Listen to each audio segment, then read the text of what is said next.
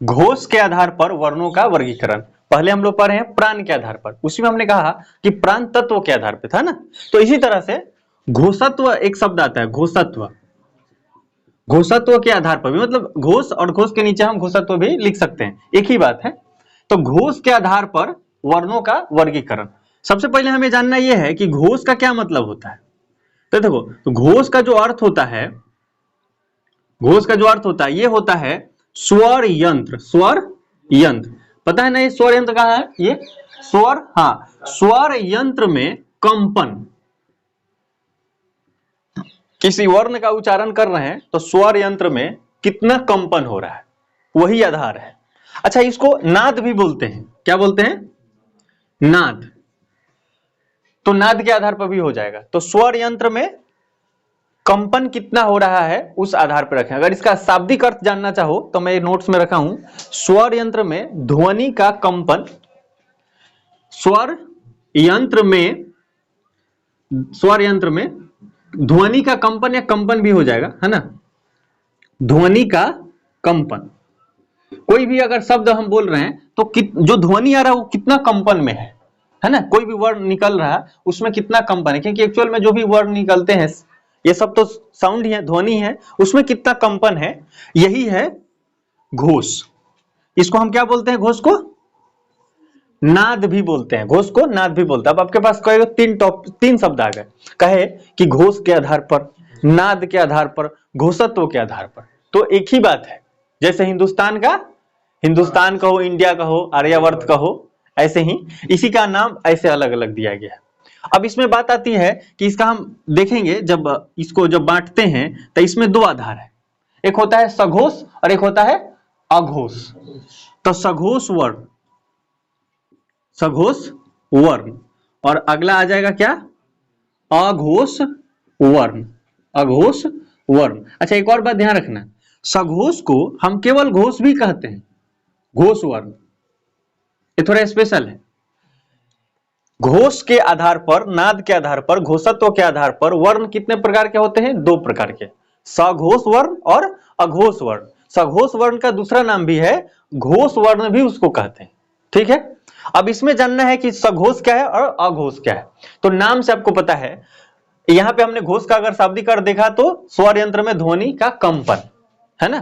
तो इस आधार पे आपको पता चल जाना चाहिए कि हम जो भी परिभाषा करेंगे तो एक में होगा कंपन होगा और एक में होगा कंपन नहीं होगा। तो आपको क्या लग रहा है, किसमें कंपन होगा किसमें नहीं? स मतलब सकारात्मक, सकारात्मक होता है ना। तो इस आधार पे तो इसको परिभाषा कीजिए, सघोष का परिभाषा लिखिए। स सकारात्मक साइन देता है ना, और अ आक्रात्मक, नकारात्मक, अकारात्मक नहीं, नकारात्मक साइन देता है। तो सघोष में लिखेगा वैसे वर्ण जिसके उच्चारण में हमारी स्वर यंत्रियों में कंपन होता है। वैसे वर्ण जिसके उच्चारण में हमारी स्वर यंत्रियों में कंपन होता है, उसे सघोष वर्ण कहते हैं। स्वर यंत्र में कंपन होता है, वैसे वर्ण जिसके उच्चारण में हमारी स्वर यंत्रियों में, स्वर यंत्री में कंपन होता है। स्वर यंत्री का एक ही है ना तो स्वर यंत्री लिखेंगे, स्वर यंत्री में कंपन होता है। हो गया। अब देखो ऐसा कौन कौन सा वर्ण है जिसके उच्चारण में कंपन होता है।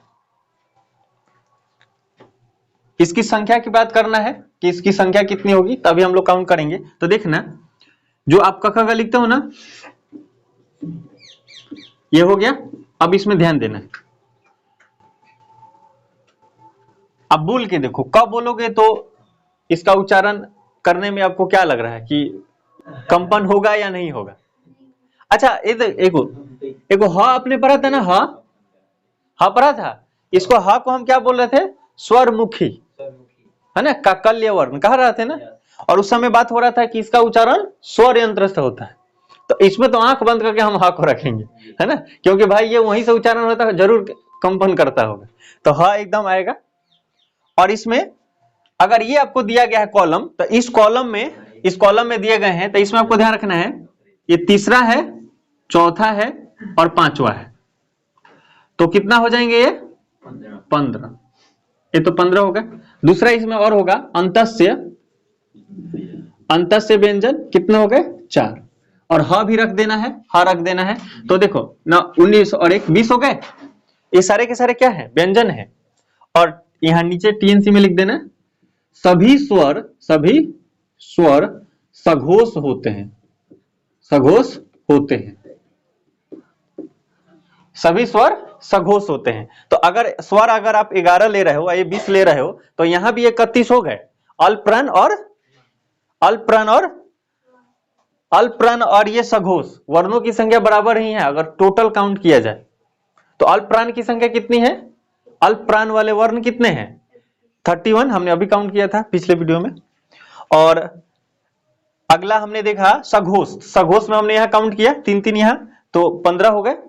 4 अंतस्य व्यंजन को ले लिया और ह आपको लेना है, ह स्वर यंत्र से उसका उच्चारण होता है तो ह हो गया। तो यहां देखो 19 और 4 15 और 4 19 और एक ह को लेंगे तो 20। और सभी स्वर सघोष होते हैं। तो इसलिए हमको यहाँ क्वेश्चन कितना बन गया? 31। तो इनकी जो संख्या हो जाएगी वो कुल मिलाकर कितना हो जाएगी? 31 हो जाएगी। अगर आप इसको लिखना चाहो तो ऐसे लिखोगे 15 + 4 + 1 + 11। अब कहोगे ऐसे क्यों, लिखने से क्या फायदा? तो याद आता है। 15 मतलब 5 का कॉलम, 4 मतलब अंतस्य व्यंजन, 1 मतलब ह और 11 मतलब स्वर। तो सभी स्वर क्या होते हैं? सघोष होते हैं, सभी स्वर सघोष होते हैं। तो अगर ऐसा क्वेश्चन बन जाए कि अ है,